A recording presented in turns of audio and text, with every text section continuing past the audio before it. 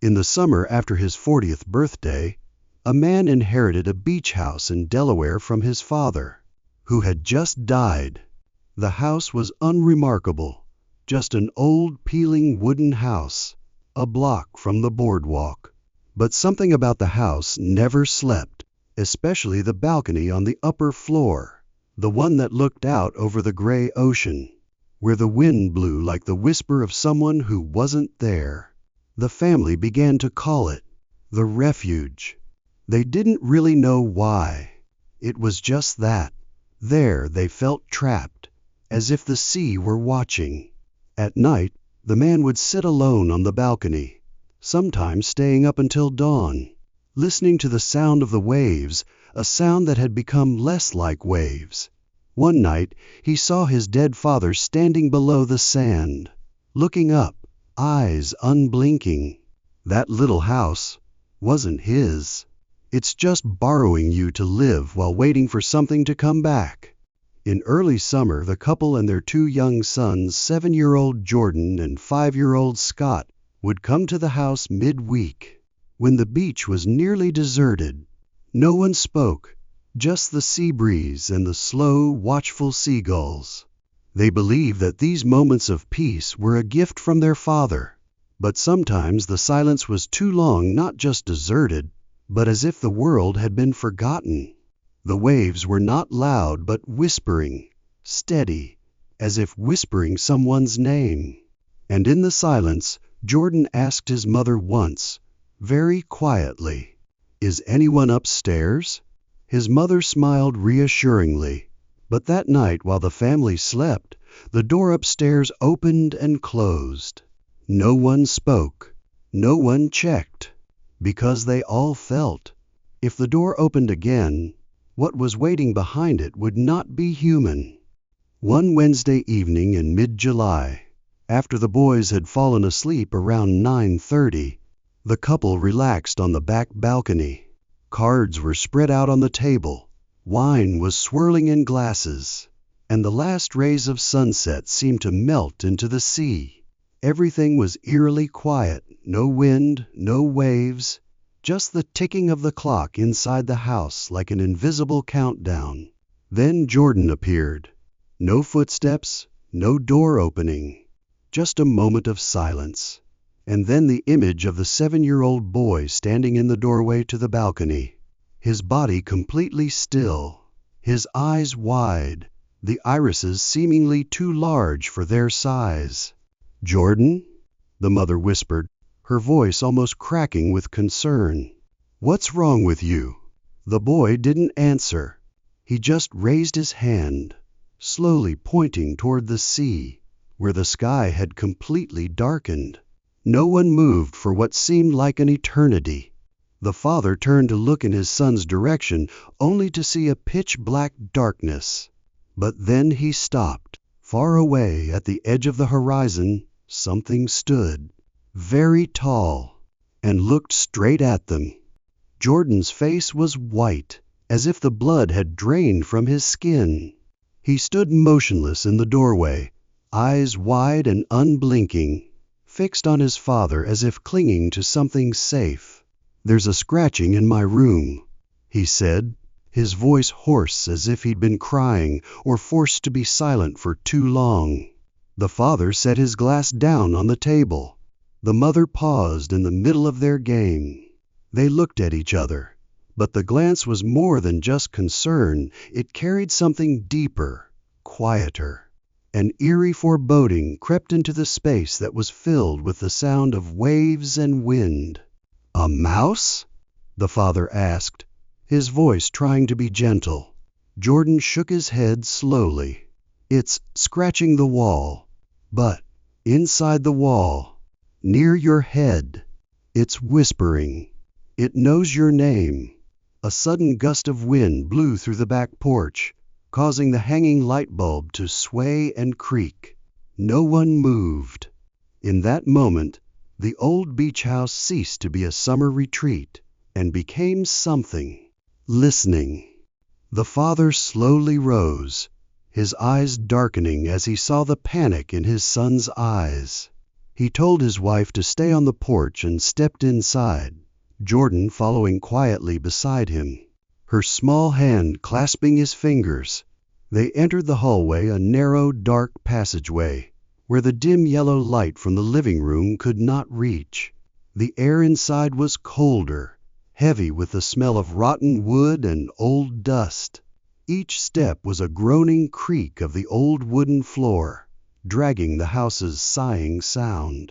The surrounding walls seemed to draw closer with each step they took. It felt like something was watching, listening. At the end of the hallway, Jordan's door stood still, ajar. A cold draft seeped through the crack, carrying with it a musty smell, and something else. Sweet, unfamiliar, like the scent of something long dead. Jordan whispered, his voice almost tearful. "He hasn't gone anywhere yet." The father squeezed his son's hand, saying nothing, but his hand had begun to sweat. They stopped by Jordan's bed. The room was dark, save for the light from the hallway, which stretched their shadows on the wall like twisted ghosts. There was a heavy silence, 10 seconds, then 15, then 20. Then the sound. Scratch, scratch. Faint at first, like dry fingernails scraping against rotten wood. A screech from deep behind the wall at the foot of the bed. Not a mouse too slow, too rhythmic. The father knelt slowly, then lowered his face to the paneling. The wall was cold as stone. He pressed his ear to the wood, and then scratch, scratch, stopped, then a single tap, knock, right on the other side of the thin paneling. Jordan backed away, shivering. The father held his breath. Cold sweat rolled down the back of his neck. In that moment he felt something pressing against his ear on the other side of the wall, listening back to him. Breathing began to filter through the old wood, not animal. It was slow, deep, steady, as if someone were standing on the other side of the wall, sucking in breaths through the cracks, each breath heavy, as if trying to contain the madness inside. The father stood frozen, not daring to pull his ear away. Jordan trembled behind him. Suddenly, a long, drawn-out gasp, as if suppressing pain. Then, without warning, a scream exploded from the wall, deep, guttural, and full of hatred. Not a normal scream, but as if it had been muffled by the wood, by something that was no longer human. "Get out of here!" The sound tore through the air, shaking the floor beneath them. The wall trembled slightly. A small picture frame fell behind Jordan, shattering in the darkness. The father backed away, his face pale. Jordan screamed. The room, which had been as peaceful as any other night, had now become a place uninhabitable. He recoiled, his breath catching in his throat, as if he had heard a voice from beyond the grave. His hand tightened on Jordan so hard that the boy let out a small cry, but neither of them stopped. They dashed out of the room as if possessed. The air in the hallway suddenly thickened, the musty smell rising from the rotten walls, as if the house had just awakened from a decades-long slumber. At the top of the stairs he didn't look back, didn't dare. He bent low, pouncing on Scott sleeping in the chair, feeling his son's breath drawn between two worlds, a harmless dream and a nightmare churning behind him.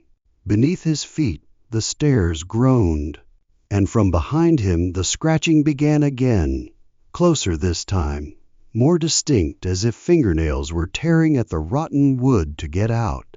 "Hurry, don't look back," he whispered, not sure who, to his children or to himself. Behind him the twisted laughter rose again, a sound that should never exist in a home of the living. A horrible scream rang out behind him, not a sane human scream, but something twisted from deep within a shattered mind. The father turned his head just in time to catch a glimpse of a figure crawling on all fours, thin, dirty, with skin as gray as if long dead, and eyes white, motionless, like glass falling into a dark pit hurling toward them at an unnatural speed. The old wooden floor shook under the frenzied weight, the sound of fingernails dragging on the boards like chalk on a blackboard, multiplied into a monstrous sound wave.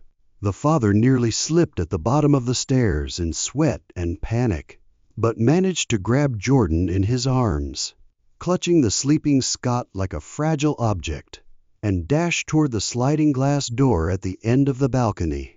As soon as the door slammed shut, he slammed into the glass with enough force to shake the frame.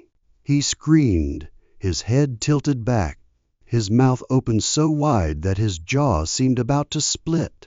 Blood was dripping from his forehead from the impact, but he didn't back down, just stood there, panting like a mad dog, licking the glass with his black tongue, his eyes never leaving the children.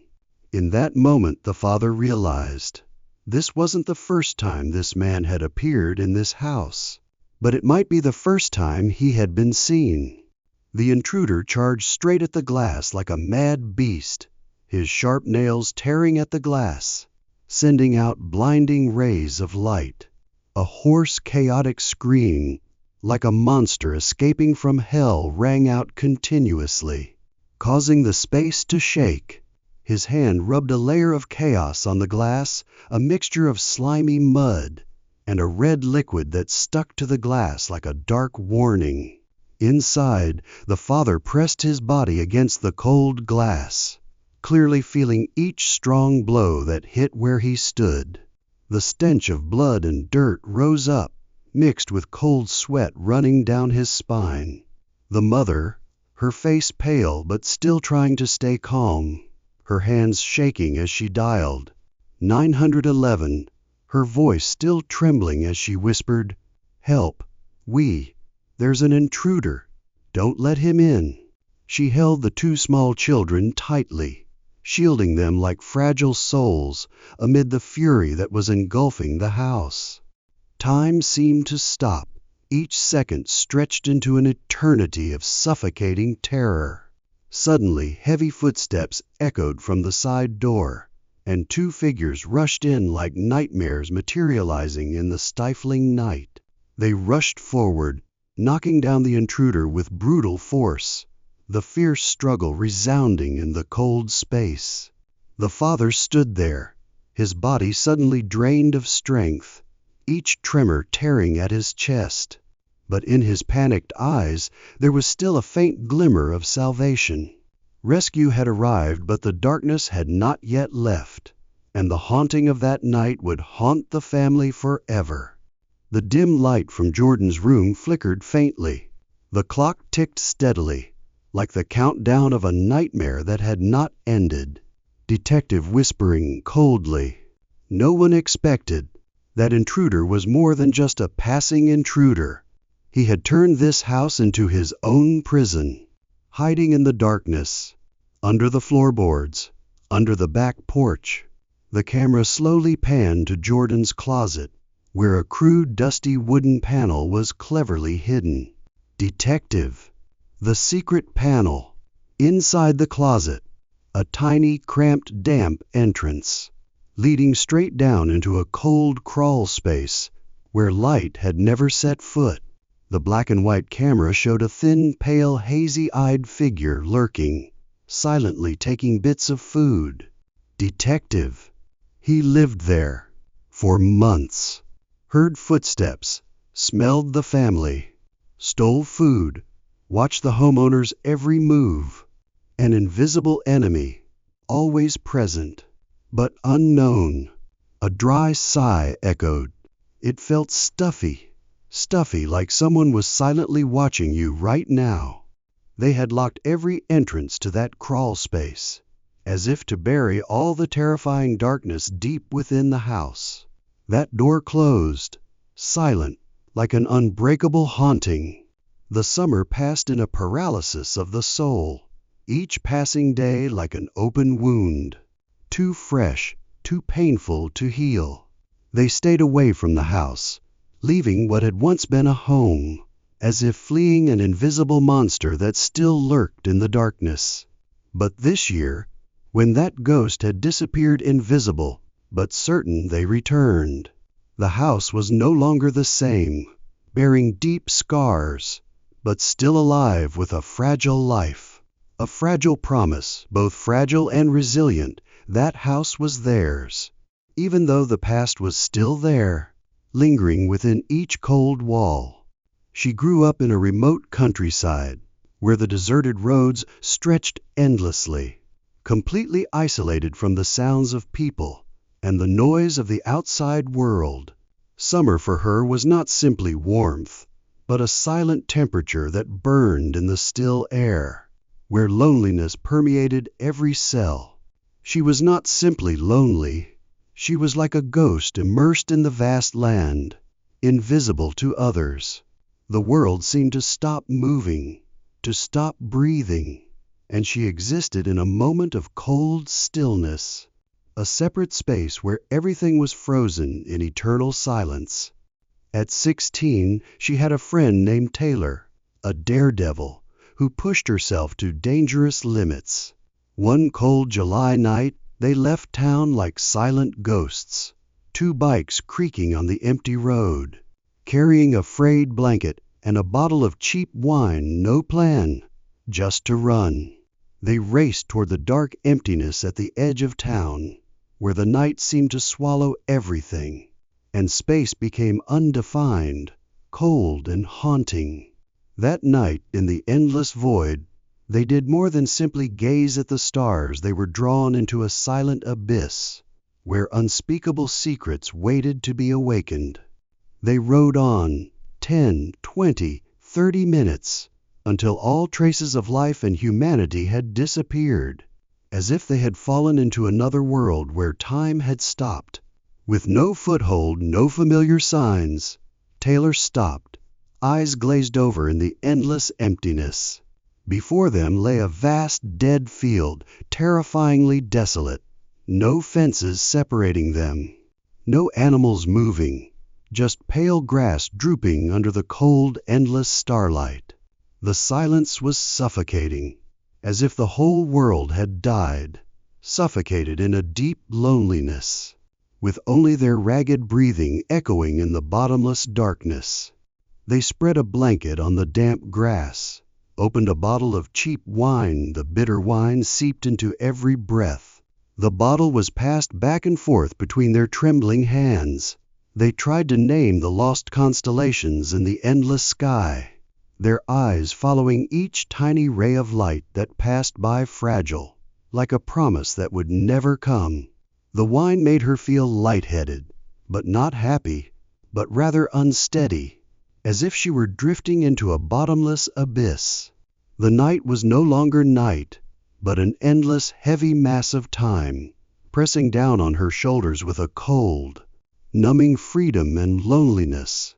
They spread a blanket on the damp grass, opened a bottle of cheap wine. The bitter wine seeped into every breath.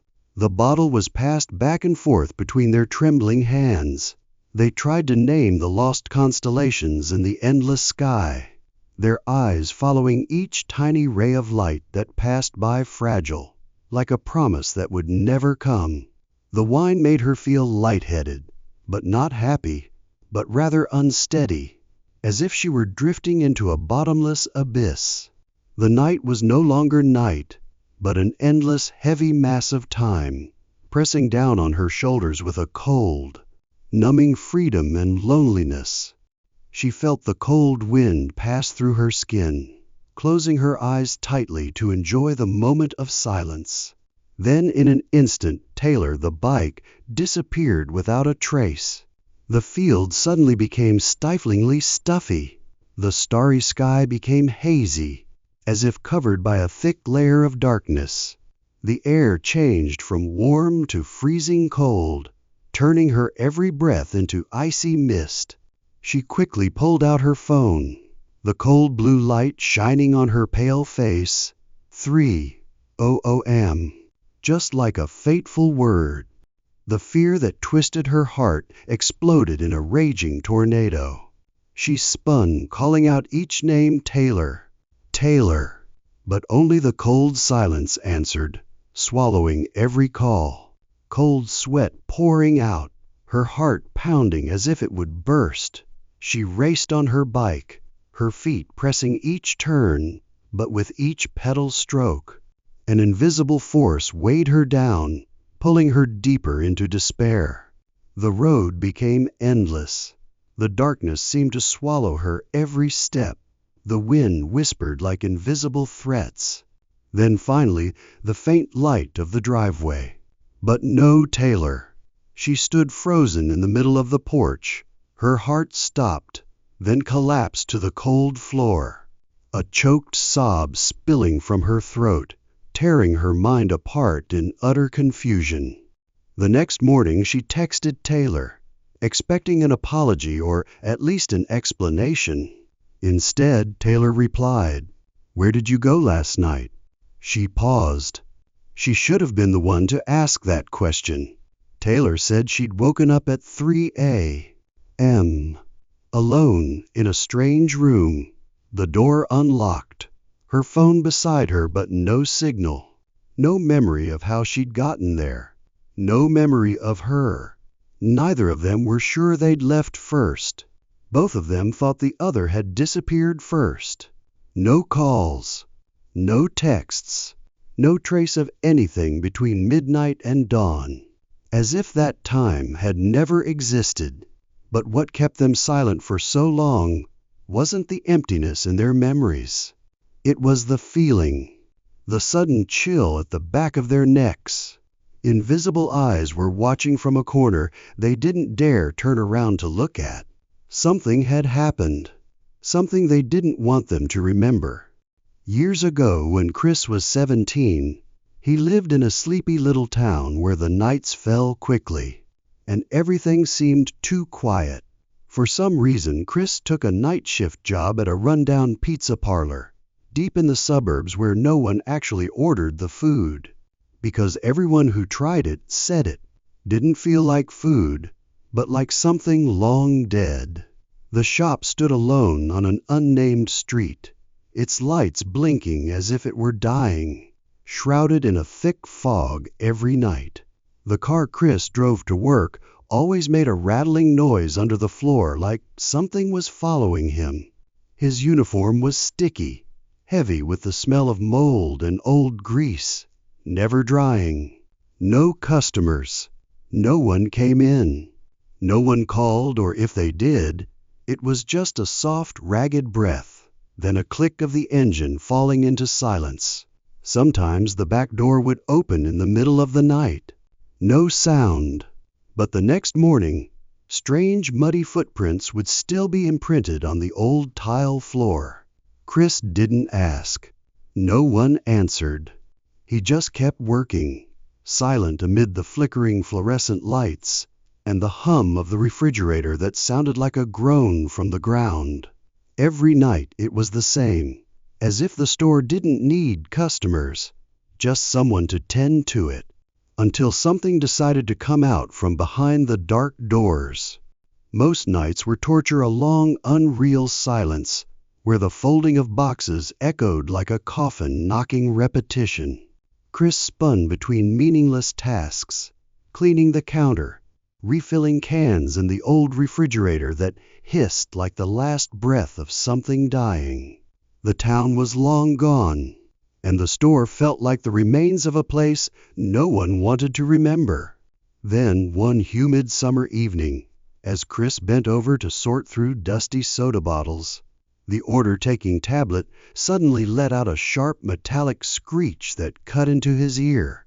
He jumped, almost dropping the can. The screen glowed faintly, flickering as if controlled by a remote. One large sausage and olive pizza delivery. Chris frowned. Olive? They never had olives. He'd been here for almost a year, never seen anyone order it, never seen the chef stock it. There wasn't a menu on the wall. He'd never even seen an olive in the store, but the order had been placed. It was detailed. The address popped up immediately.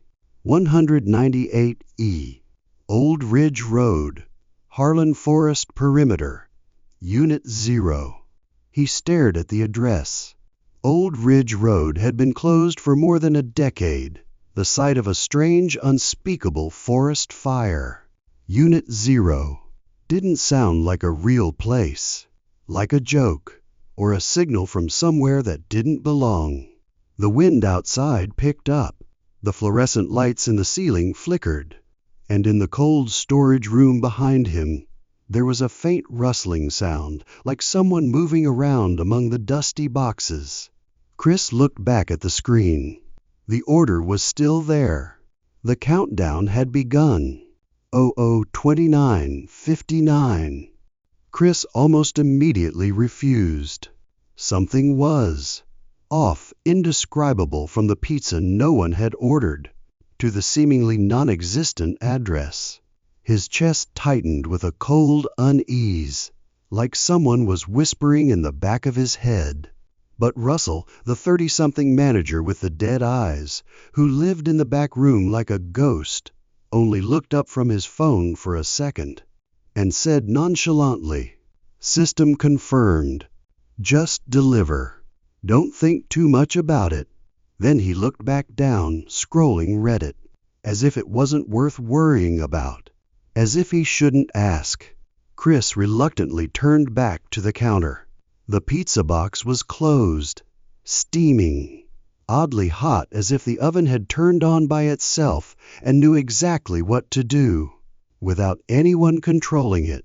On the top of the box, a piece of paper was pinned with a rusty pin. The paper yellowed as if it had existed since before the order was sent. The writing was scribbled, the ink smeared as if written in a shaking wet hand. Park on the back road. Go through the backyard. Knock on the back door only. Never use the front door. Chris read it over and over. Each time he read it, his stomach tightened a little. Not from fear, but from the feeling of being watched.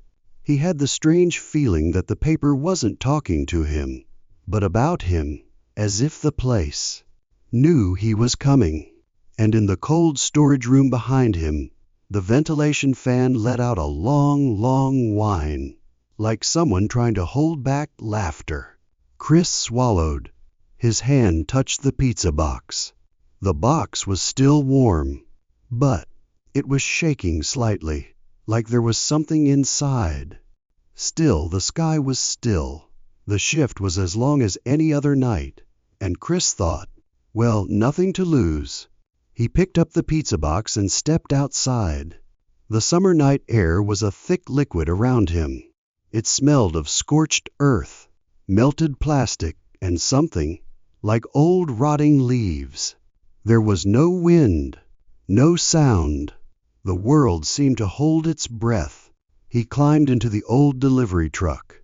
When he turned the key, the air conditioner roared like a wounded animal. The cold air blew out damp, musty air from a sealed basement. Chris drove away, the streetlights receding behind him like landmarks leading to another world. The farther he drove, the more the landscape changed.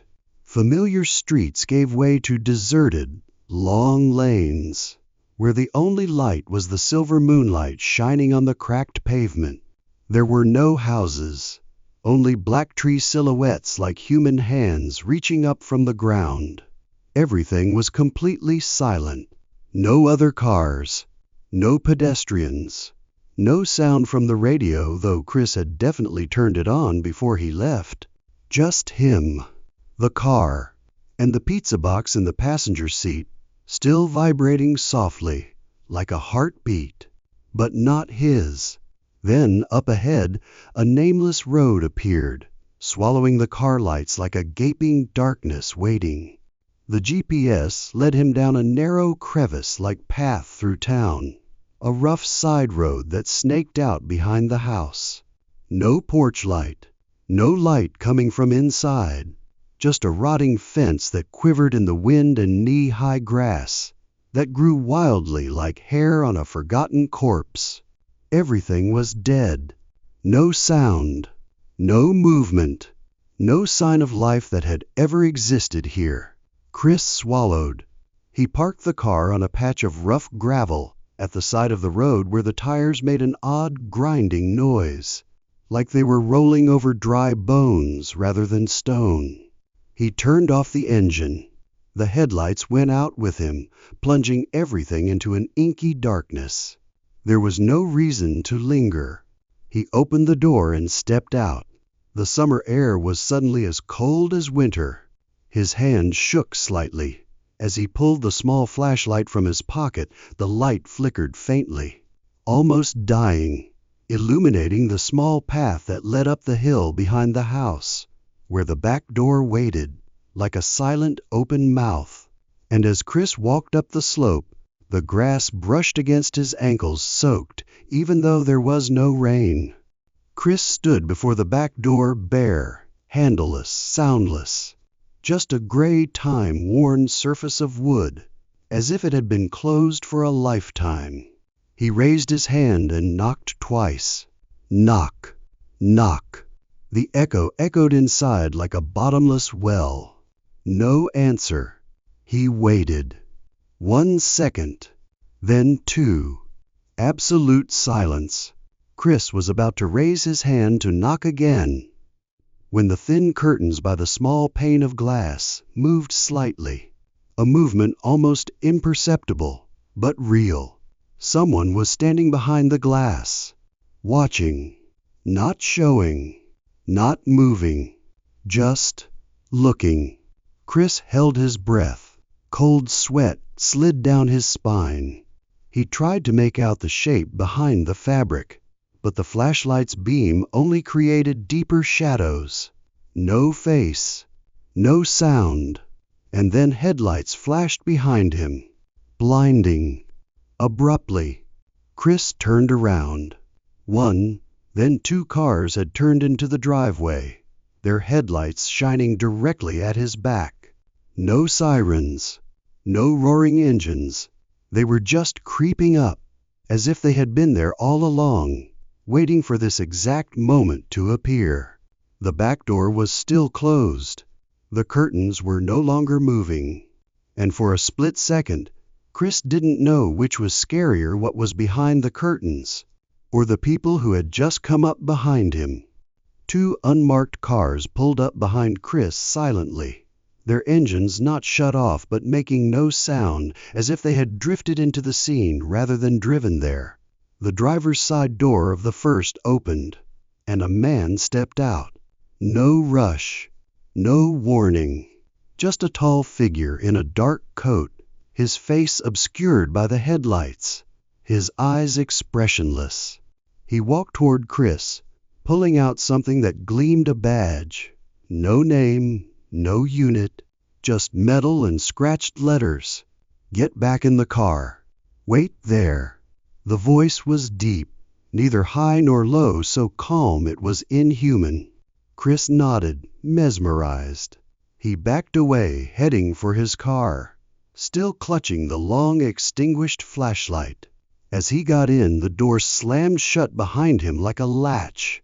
Chris looked out from inside the car, but the windshield no longer seemed transparent. Everything outside was opaque. The headlights of the other cars creating halos like hellfire boiling in the fog. Shadows began to appear silently, without a word. They didn't knock. They didn't call out names. They just spread out, surrounding the house as if performing a ritual Chris wasn't supposed to witness. No radios, no walkie-talkies, no signs of the usual police. Just men moving as if programmed, flashlights shining into every crack in the door, every corner of the roof, but never inside. Chris began to wonder, were they really cops? Or had he just delivered a pizza to a place that didn't belong in this world? Chris sat frozen, his hands gripping the steering wheel, his eyes fixed on the dark house in front of him. The figures, police, if you could call them, that moved silently toward the back door where he had knocked. One of them bent down, put his hand on the handle as if caressing dead flesh, and then stood up without trying to open it. He turned his head. Nothing. No one said anything. No radio.